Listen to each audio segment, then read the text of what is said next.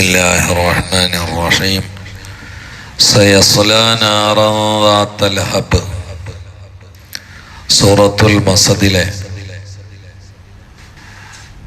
2 ആയത്തുകൾ നമ്മൾ പരിശോധിക്കുകയുണ്ടായി. രണ്ടും അബൂലഹബിനെ കുറിച്ചാണ്. അത് രണ്ടും ഭൂതകാലവുമായി ബന്ധപ്പെട്ടതാണ്. തബ്ബത് യദാ അബീ ലഹബിൻ വതബ്ബ്. അബൂലഹബ് നശിച്ചിരിക്കുന്നു, കഴിഞ്ഞു, ഭൂതകാലാണ്.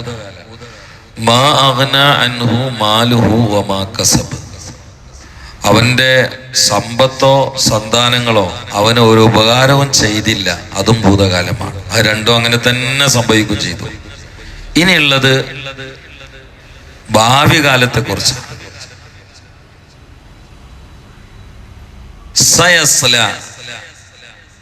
യസ്ല എന്ന് പറഞ്ഞാൽ ഗ്രാമറിൽ മുലാരിയ ഫീൽ എന്ന് പറയും.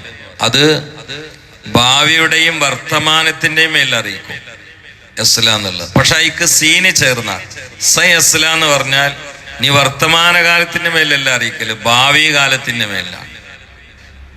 ആ ഒരു സീന് കൊണ്ട് ഖുർആനിൽ അള്ളാഹു ചെയ്ത പ്രവചനത്തിന്റെ അത്ഭുതം ചിന്തിക്കുന്ന ആളുകളുടെ മനസ്സ് കോരിത്തെരിപ്പിക്കുന്നു.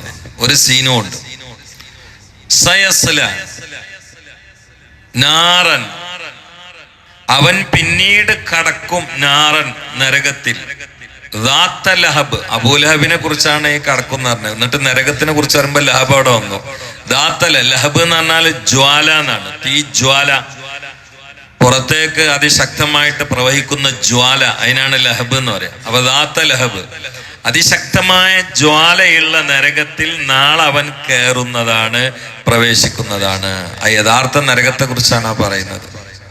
സീനിട്ട് പറഞ്ഞുകൊണ്ട് ദുന്യാവിൽ വിഷയമല്ല, നാളെ വരാൻ പോകുന്ന കാര്യത്തെ കുറിച്ചാണ്. അപ്പൊ അബൂലഹബിന്റെ ഭൂതകാലവും നാശാണ്, ഭാവി കാലവും നാശാണ്. ഭൂതകാലം അത് രണ്ടും അങ്ങനെ തന്നെ സംഭവിച്ചു, ഭാവി കാലം വരാൻ പോകും.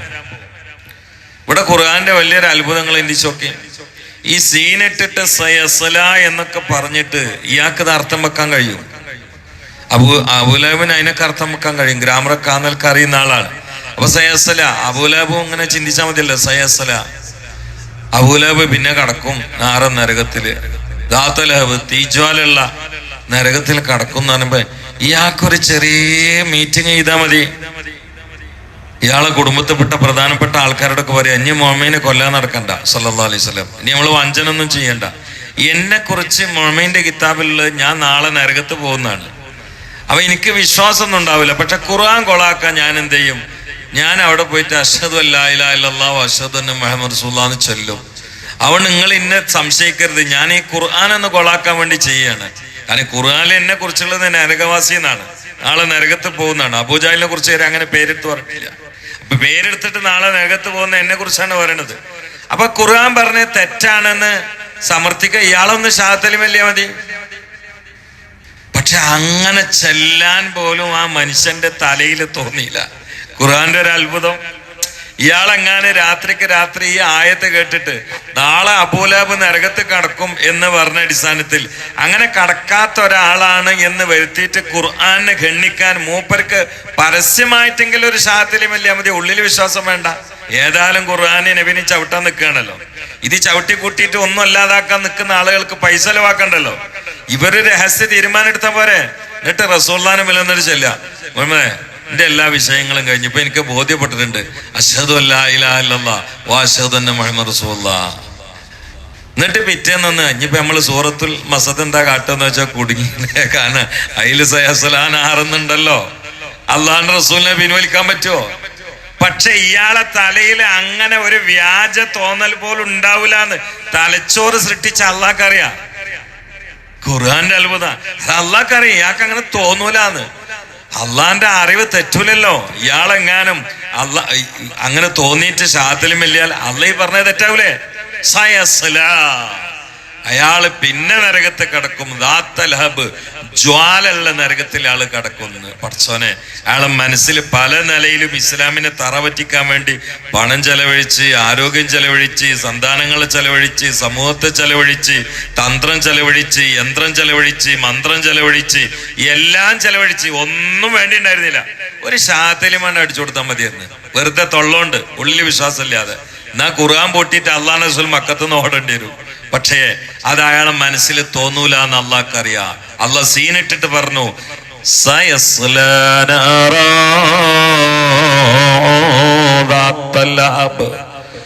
ജ്വാല ഉടയ ഭീകരമായ നരകത്തിൽ അവൻ നാളെ കടക്കുന്നതാണ്. ജ്വാലുള്ള നരകത്തിൽ നാളെ അവൻ കടക്കുന്നതാണ്. ജ്വാലയാണ്, നരകാതല്ലോ. സൂറത്തുൽ മുൽക്കിൽ പറഞ്ഞില്ലേ, വലില്ലദീന കഫറൂ ബിറബ്ബിഹിം അദാബു ജഹന്നമ വബിസൽ മസീർ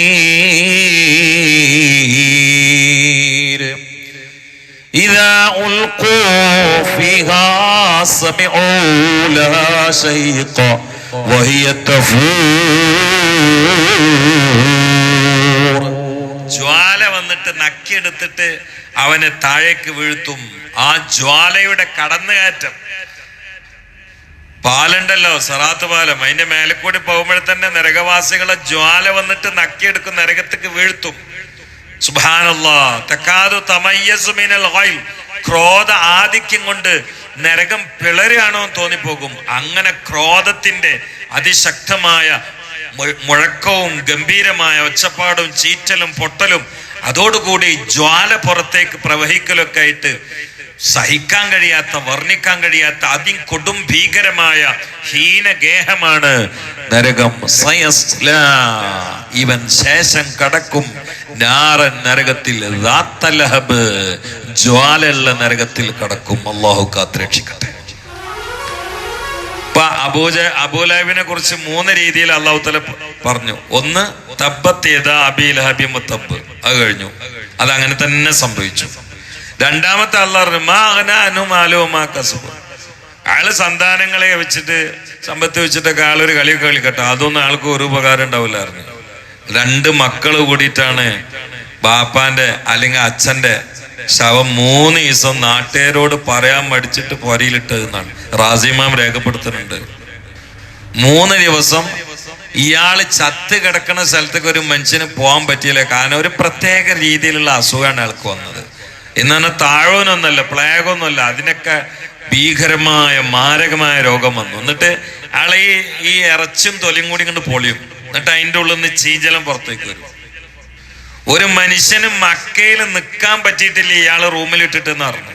അത്ര ദുർഗന്ധമായിരുന്നു എന്നാണ്. എന്നിട്ട് ഈ 2 മക്കൾ കൂടിയിട്ട് അന്നത്തെ രീതിയിൽ പീരങ്കി ഉണ്ടാക്കിയിട്ട് അതിലൂടെ അങ്ങോട്ട് പുറത്തേക്ക് വലിച്ചെറിഞ്ഞു. എന്നിട്ട് വലിയ കഴുകന്മാരോ കണ്ടാമൃഗങ്ങളൊക്കെ തിന്നു പോയിട്ടുണ്ടാവും എന്നല്ലാതെ ഇയാള് ശവസംസ്കാരം പോലും ശരിക്കാണെന്നില്ല. കാരണം ഖുർആനാണ് പറഞ്ഞത്, അങ്ങനെ തന്നെയാണ്. അത് രണ്ടും അങ്ങനെ തന്നെയാണ് സംഭവിച്ചു.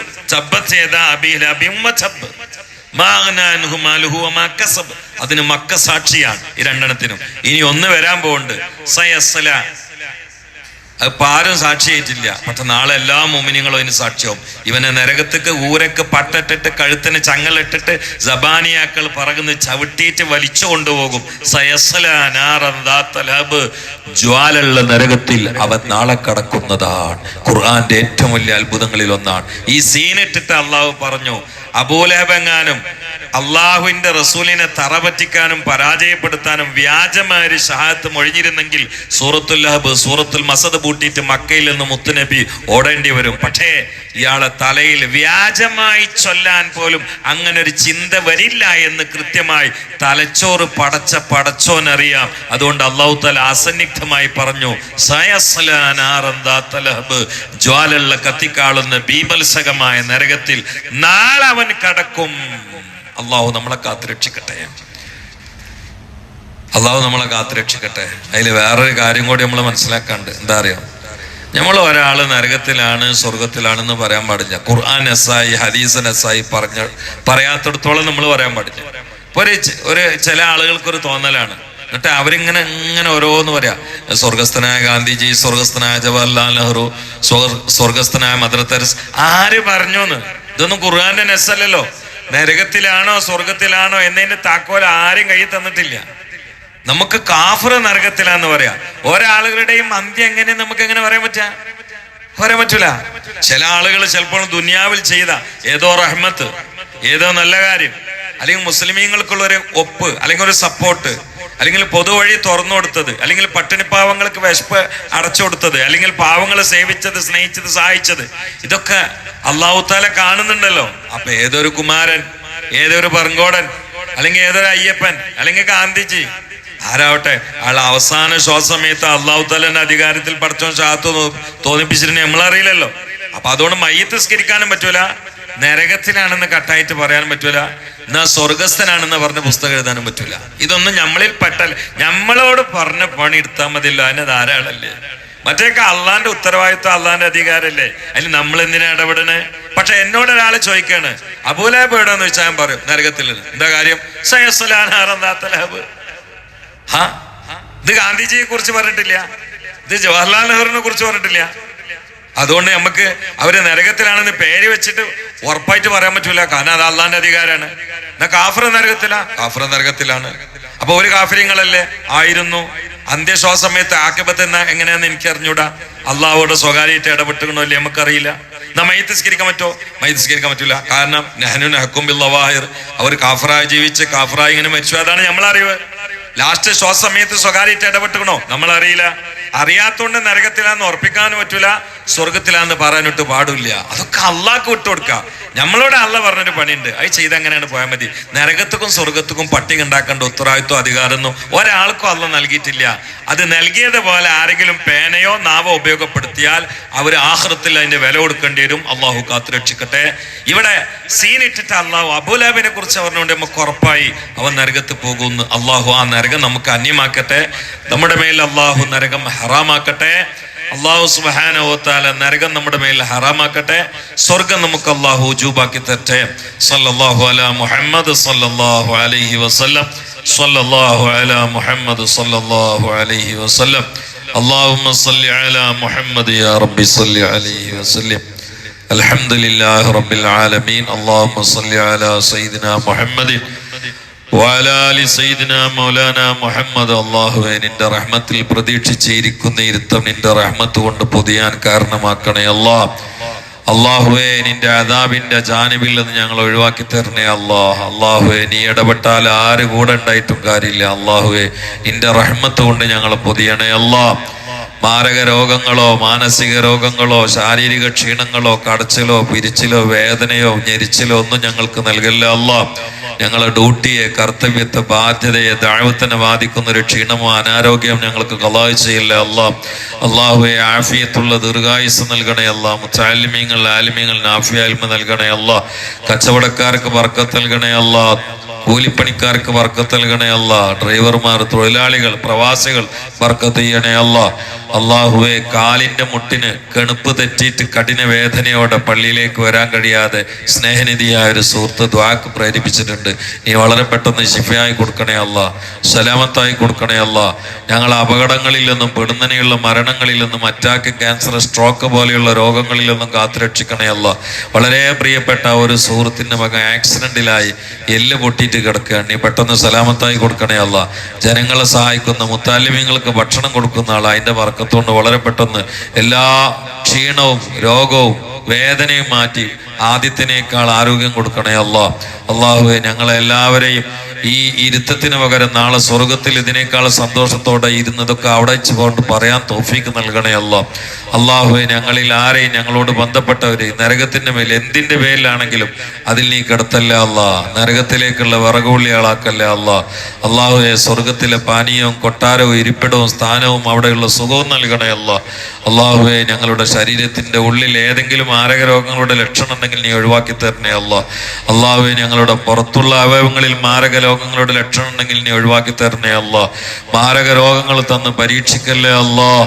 അല്ലാഹുവേ, ഞങ്ങളുടെ ദോഷങ്ങളൊക്കെ പൊറുക്കുകയും രോഗങ്ങളൊക്കെ മാറ്റുകയും കടങ്ങളൊക്കെ വീട്ടുകയും ക്ലേശങ്ങളൊക്കെ നീക്കുകയും ചെയ്യണേ അല്ലാഹ്. അല്ലാഹുമ്മ അൻസുർ ഉമ്മത്ത സയ്യിദിനാ മുഹമ്മദ് وارحم أمة سيدنا محمد تجاوز عن أمة سيدنا محمد اجعلنا من خيار أمته ومن محبيه يا رب العالمين.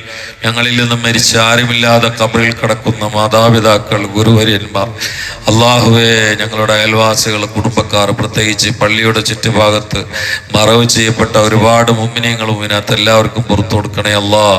ബിറഹ്മതിക യാ അർഹമർ റഹീമീൻ. വസല്ലല്ലാഹു തആല وسلم على خير الخلق سيدنا محمد وآله وصحبه أجمعين. سبحان ربك رب العزة عما يصفون. سلام على المرسلين والحمد لله رب العالمين.